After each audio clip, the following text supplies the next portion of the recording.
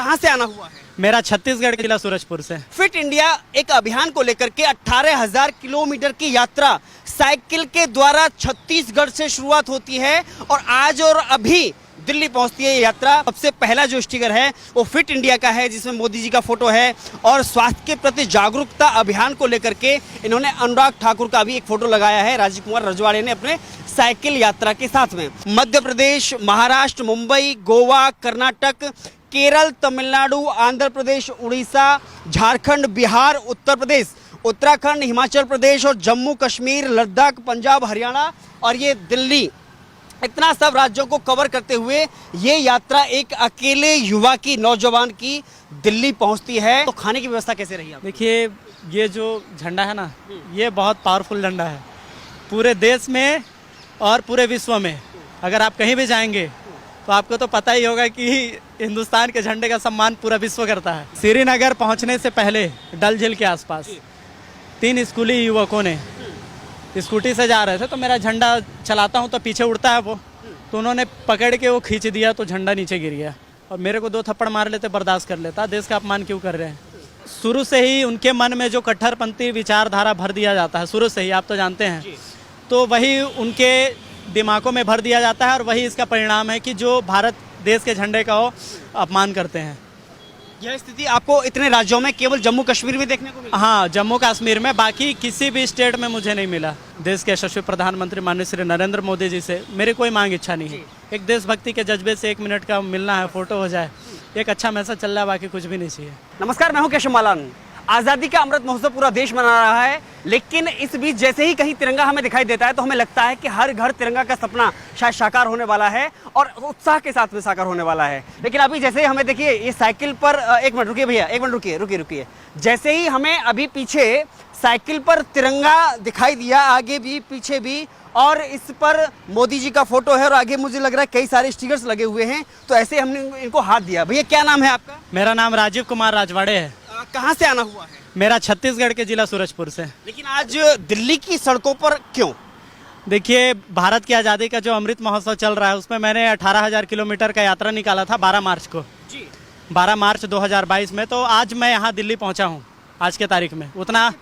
जी जी। क्या अभी तुरंत दिल्ली में प्रवेश हुआ? हाँ जी जी। देखिए, ये हमारा सौभाग्य है कि इत्तेफाक से ही सही, लेकिन हमारी एक ऐसे शख्स से मुलाकात हुई है जो कि 18,000 किलोमीटर की, देखिए पीछे देखिए, पीछे जो इनके बोर्ड लगा हुआ है, एक भारत श्रेष्ठ भारत, जिस पर सबसे ऊपर सत्यमेव जयते, और वह शेर का जो चिन्ह है उसके साथ में 2 तिरंगा, 2 बड़े तिरंगा अगल बगल में लगे हुए हैं। स्वस्थ भारत, समृद्ध भारत, फिट इंडिया एक अभियान को लेकर के 18,000 किलोमीटर की यात्रा साइकिल के द्वारा छत्तीसगढ़ से शुरुआत होती है और आज और अभी दिल्ली पहुंचती है ये यात्रा। एक साहस देखिए, एक शक्ति देखिए, इच्छा शक्ति देखिए। एक युवा, कितनी उम्र है आपकी? मेरी 27 है। फिट इंडिया मूवमेंट को लेकर के आप निकले हैं? जी बिल्कुल निकला हूँ। एक मन में था बिना गियर वाली साइकिल है और बहुत बड़ा चैलेंज था मेरे लिए, क्योंकि सब बोलते थे बिना गियर वाली साइकिल में तो इम्पॉसिबल है, तो मैं बोला कि नहीं, इसी में मैं करके दिखाऊंगा। चलिए, मुझे लग रहा है कि इनसे हम बाद में डिटेल में बात करें, उससे पहले जितना हमें दिखाई दे रहा है वो मैं आपको दिखाने की कोशिश करूंगा। सबसे पहले मैंने आपको बताया कि सबसे ऊपर आपके किसी की भी नजर जाएगी, आपको तिरंगा दिखाई देंगे, जो कि 2 छोटे और 2 बड़े तिरंगे हैं। उसके बाद में आपको इस पोस्टर पर मोदी जी की तस्वीर दिखाई देगी और फिट इंडिया, एक भारत श्रेष्ठ भारत के बाद में फिट इंडिया का एक इन्होंने यहाँ पे दिया है। 18,000 किलोमीटर की यात्रा आज़ादी के, यानी कि 75वां आज़ादी का अमृत महोत्सव मनाते हुए स्वस्थ भारत, समृद्ध भारत की इच्छा शक्ति लेकर के यहाँ पहुंचे हैं। साइकिल यात्रा है। देखिए, ये भारत का पूरा नक्शा इसमें बना हुआ है।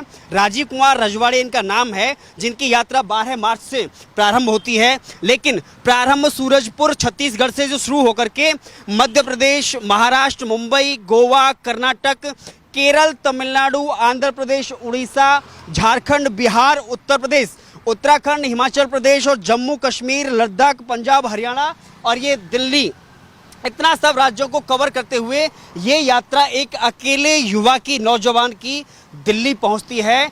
इस मन में, क्योंकि अभी आज़ादी का अमृत महोत्सव के तहत जब मोदी जी ने कहा कि हमें हर घर तिरंगा फहराया जाना चाहिए, इस बार आज़ादी का अमृत महोत्सव है, तो मुझे लग रहा है हर घर तिरंगा से इससे बड़ा मुझे लग रहा है कोई उदाहरण हो नहीं सकता कि दिल में तिरंगा, इस साइकिल पे तिरंगा और एक तिरंगे की शान सबसे ऊपर लगा करके छत्तीसगढ़ से एक युवा दिल्ली पहुंच जाता है। आगे 2 तिरंगे लगे हुए हैं, झंडियां लगी हुई हैं। ये साइकिल है, बिना गियर वाली साइकिल है जैसा कि इन्होंने बताया है, और साइकिल की भी हालत ज़्यादा हमें अच्छी नहीं लग रही है। और अगर इन स्टिकर की बात करें, देखिए आगे आइए, देखिए इन्होंने इस पर तिरंगे झंडे के साथ में कुछ स्टिकर लगाए गए हैं, जिसमें आज़ादी का महोत्सव के साथ में सबसे पहला जो स्टिकर है वो फिट इंडिया का है, जिसमें मोदी जी का फोटो है।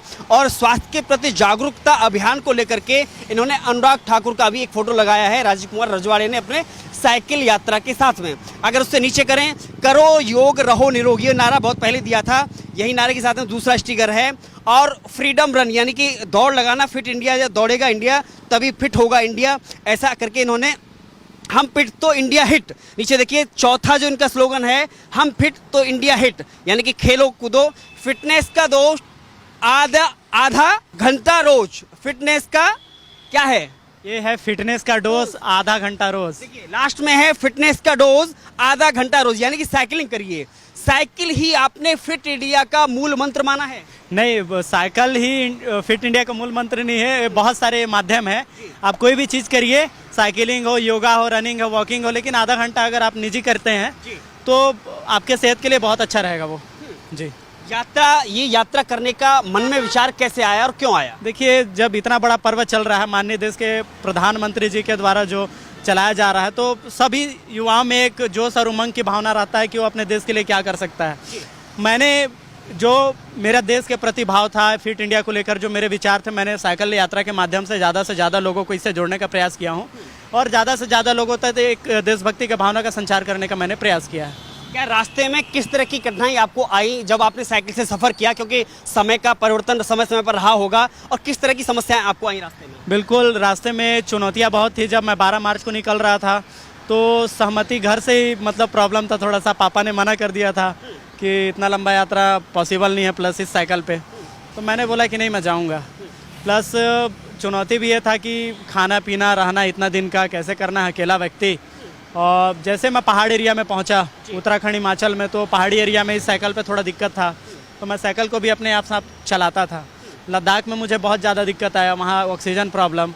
फिर उसके बाद जम्मू कश्मीर में तो पूछिए ही मत वहाँ की स्थिति तो आर्मी के वजह से मैं समस्त आर्मी वालों का, जितने हमारे देश के जवान हैं जो वहाँ तैनात हैं, सबका तहे दिल से धन्यवाद देना चाहूँगा।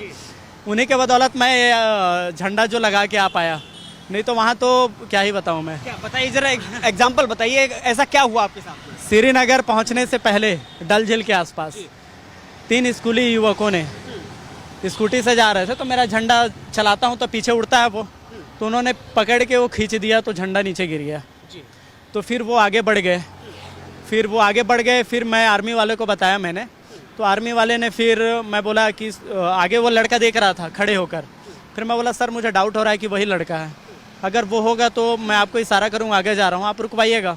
जैसे ही आगे गया तो वो लड़का मेरे से माफ़ी मांगने लगा, बोला कि माफ़ कर दो भैया, मैंने नहीं किया, मेरे दोस्तों ने किया। मैं बोला जो किया उसको बुलाओ, और मेरे को 2 थप्पड़ मार लेते बर्दाश्त कर लेता, देश का अपमान क्यों कर रहे हैं।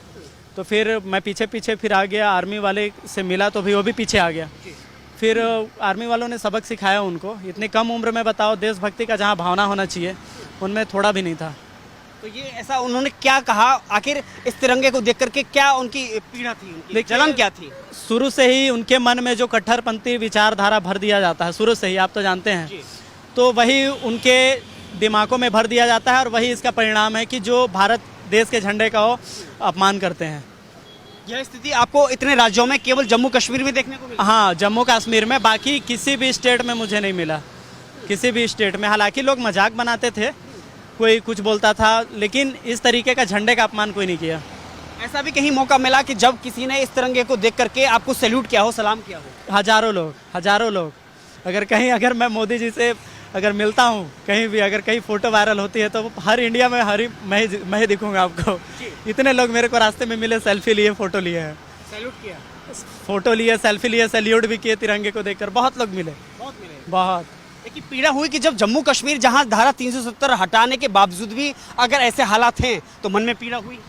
बिल्कुल पीड़ा हुई। अब देश का झंडे का अपमान करना सरासर देश का अपमान करना है, और मैं तो कहता हूं कि उनको जो स्कूली में शिक्षा दी जाती है वो देशभक्ति का भी एक चैप्टर हो, जो देश के इतिहास के बारे में पढ़ाया जाता है, लेकिन पता नहीं उनको कहाँ से क्या शिक्षा दिया जाता है। आप सोचो कि 9वीं 10वीं में पढ़ने वाले छात्र वो झंडे का अपमान कर रहे हैं। या तो वहाँ राष्ट्रगान नहीं गाया जाता होगा, या तो उनको हिस्ट्री के बारे में नहीं बताया जाता होगा, नहीं तो या तो उनको दूसरे जगह की तालीम दी जाती होगी। लगता है कि जो हर घर तिरंगा अभियान जो चलाया है, इसका असर और सबसे सकारात्मक असर जम्मू कश्मीर में देखने को मिलेगा। ये तो बहुत टफ है जम्मू कश्मीर के लिए, मैं आपको बता रहा हूँ, क्योंकि मैं वहीं से आ रहा हूँ अभी। ये बहुत ही ज़्यादा टफ है। वहाँ लोग तिरंगा तो क्या ही बताऊँ, मैं आपको बोल नहीं सकता। मतलब तिरंगा लगाना पसंद नहीं करते उधर के लोग। लेकिन आज लाल चौक पे तिरंगा फहरा रहा है। लाल चौक में तो ठीक है, लेकिन घरों की बात कह रहा हूँ मैं। हर घर तिरंगा बोला ना माननीय प्रधानमंत्री जी ने, तो हर घर तिरंगा मुश्किल ही है मुझे लगता है वहाँ के लिए। बाकी जगह के लिए तो मैं बोल सकता हूँ।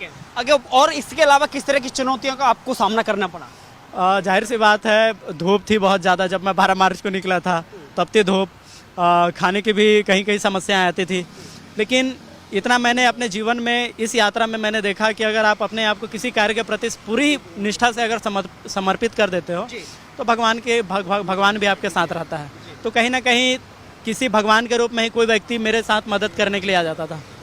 सवेरे जब मैं निकलता था तो शाम को रुकने का कोई ठिकाना नहीं रहता था, फिर भी पता नहीं कैसे कैसे व्यवस्था हो ही जाता था। सुबह से शाम तक की दिनचर्या आपकी कैसे रहती थी? सुबेरे मैं निकलता था 5 साढ़े 5 बजे निकल जाता था, रनिंग करता था। 50-60 किलोमीटर रनिंग करने के बाद कहीं देख के नाश्ता वास्ता कर लिए 11 साढ़े 11 बजे। 11:30 बजे तक मैं 50-60 किलोमीटर कर लेता था, 60 किलोमीटर ऊपर भी हो जाता था। फिर खाने के बाद और चलाता था साइकिल। उसके बाद 2 या 3 बजे, 2 बजे तो भोजन करता था। भोजन करने के बाद डायरेक्ट शाम को जहाँ रुकता था फिर वहाँ भोजन करता था। लेकिन ये सब रुकने की व्यवस्था आपने होटल में रखी है, किसी के घर में या जानने वालों के? ये रुकने की और खाने की व्यवस्था कैसे रही? देखिए, ये जो झंडा है ना, ये बहुत पावरफुल झंडा है पूरे देश में और पूरे विश्व में। अगर आप कहीं भी जाएंगे तो आपको तो पता ही होगा कि हिंदुस्तान के झंडे का सम्मान पूरा विश्व करता है। तो जाहिर सी बात है, आज भी देशभक्तों की कमी नहीं है पूरे इंडिया में। तो वैसे ही देशभक्त मुझे जगह जगह मिले जिन्होंने खाने रुकने की व्यवस्था करी इस झंडे को देख करके। हाँ, मोदी जी को बहुत पसंद करते हैं लोग जी, बहुत करते हैं। हाँ, और किस तरह का कोई ऐसा अनुभव रहा हो जिसके मन में आपने डर पैदा हुआ हो या फिर फख्र हुआ हो? कोई ऐसा एग्जाम्पल आप बताना चाहेंगे? किस टाइप? बीच में इतनी लंबी यात्रा में कुछ दुखद और सुखद कोई घटना का जिक्र करना चाहेंगे किसी भी उसमें? देखिए, मेरे पास तो बीच में फंसा था मैं, पंचर भी हो गया था। ऐसा जगह जहाँ कुछ था नहीं, कुछ बनाने के लिए मेरे पास था भी नहीं। तो वहाँ 4 बजे की बात है, एक अंकल साइकिलिंग कर रहे थे। तो साइकिलिंग कर रहे थे तो उनके पास छोटा वाला पंप था। उन्होंने मुझे ये महाराष्ट्र की बात बता रहा हूँ मैं, तो उन्होंने पंप से मेरा हवा भी भरा। हवा भरने के बाद मुझे लड्डू भी खिलाया। महाराष्ट्र का बहुत फेमस लड्डू था वो, और मुझे आर्थिक सहयोग भी किया उन्होंने। ये 4 बजे की बात है और जस्ट मैं निकला उसी टाइम, और पता नहीं कैसे सहयोग से वो हमारी मुलाकात हो गई। नहीं तो 4 बजे कौन मिलता है। उसके बाद महाराष्ट्र की ही बात है, जब मैं जा रहा था, मेरे पास उस दिन खाने के लिए पैसे तक नहीं थे। तो जब मैं चढ़ाई चढ़ रहा था गोवा जाने के लिए, तो खाने के लिए नहीं था और मन में मना रहा था कि अब क्या किया जाए। तो दिल से आवाज़ दिया, भगवान को याद किया मैंने। तो एक बच्चा मेरे पास आके मेरे को पानी भी पिलाया उस बच्चे ने। फिर मैं जब 1 किलोमीटर आगे चल गया तो बाइक से आया और मेरे लिए टिफ़िन में खाना लेकर आया था। वही बच्चा? हाँ, वही बच्चा। अब सोच लीजिए, मतलब अंदर से कनेक्ट कैसे दिल से जुड़ा भगवान का, और वो बच्चा खाना लेके आया। और कहाँ से उसको कैसे पता चला कि मैं भूखा हूँ और मेरे पास कुछ भी नहीं है। ऐसे बहुत सारे वाक़या हैं, बहुत सारे वाक़या हैं इस यात्रा पे। तो बहुत यहाँ तक पहुँचा हूँ, बहुत संघर्ष करके मैं पहुँचा हूँ। आज दिल्ली क्या उम्मीद लेकर के पहुँचे हैं? दिल्ली में क्या उम्मीद है आपको? बिल्कुल, देखिए, सबका एक चाह होता है। जब कुम्हार मिट्टी से बर्तन बनाता है, जब तक उसको संपूर्ण आकार नहीं दे देता, तब उस बर्तन का कोई मोल नहीं रहता, उसको कोई खरीदता तक नहीं है। तो वैसे मैं भी इस उम्मीद से आया हूँ कि ये जो मेरी यात्रा है, मैं भी इसको एक सकारात्मक ऐसा रूप दूँ जिससे लोगों तक एक अच्छा मैसेज जाए। तो माननीय खेल मंत्री श्रीमान अनुराग ठाकुर जी से मिलना की चाह है। देश के यशस्वी प्रधानमंत्री माननीय श्री नरेंद्र मोदी जी से मेरी कोई मांग इच्छा नहीं है। एक देशभक्ति के जज्बे से 1 मिनट का मिलना है, फ़ोटो हो जाए, एक अच्छा मैसेज चल रहा है, बाकी कुछ भी नहीं चाहिए। बाकी आपकी यात्रा सफल हो जाएगी? हाँ, सफल हो जाएगी। बाकी बीच में उत्तर प्रदेश में योगी को लेकर भी कुछ विचार आया? योगी जी से मैं एकदम रूबरू सामने में था। जब गोरखपुर में था, भारतीय जनता पार्टी कार्यालय का उद्घाटन समारोह था, योगी जी और मैं आमने सामने ही थे। मैंने नमस्ते भी करा उनको, लेकिन बहुत ज़्यादा भीड़ भाड़ था तो मैं बात ही नहीं कर पाया वहाँ। उनसे भी इच्छा है मिलने की? बिल्कुल इच्छा है मिलने की, अब मुलाकात हो जाए तो क्यों नहीं मिलेंगे हमारे। चलिए, मुझे लग रहा है जिस तरह से हज़ारों लोगों ने राजीव भाई को सैल्यूट किया हो, तो हम भी आज खबर इंडिया की तरफ से आपको सैल्यूट करते हैं, क्योंकि अच्छा लगा देख करके। जब हमने देखा तिरंगा लेकर के और साइकिल पर आप फिट इंडिया मूवमेंट को लेकर के, फिट इंडिया के स्लोगन के 18,000, जहां लोग 1800 मीटर या 18 मीटर पैदल चलना पसंद नहीं करते हैं और कहीं न कहीं उसकी तलाश करते हैं रिक्शा की या टैक्सी की या गाड़ी की, अलग अलग सुविधाएं देखते हैं। वहाँ एक राजीव जैसे युवा, वो भी छत्तीसगढ़ जैसे प्रदेश से, जहाँ नक्सलियों का एक बोलबाला रहता है, आए दिन घटनाएं होती हैं, वहाँ से 18,000 किलोमीटर की साइकिल से यात्रा करके दिल्ली इसलिए पहुँचते हैं कि मेरी देश की आन बान शान तिरंगा तो है ही, लेकिन इसका मस्तक, इसका सर तभी ऊंचा रहेगा जब हर व्यक्ति, हर युवा फिट रहेगा, हिट रहेगा। क्योंकि लास्ट का स्लोगन आप देखिए, फिट का केवल एक ही वो है कि आधा घंटा रोज, फिट का डोज आधा घंटा रोज, यानी कि साइकिल चलाइए, साइकिलिंग करिए, और यही इनका मूवमेंट, यही इनका आज का मैसेज है। तो खबर इंडिया की तरफ से आप भी देखिए, और मुझे लग रहा है कि आपको बहुत बहुत शुभकामनाएं आगे की यात्रा के लिए, कि आप जो उम्मीद लेकर के आए हैं वो आपकी सफल हो। बहुत बहुत शुक्रिया।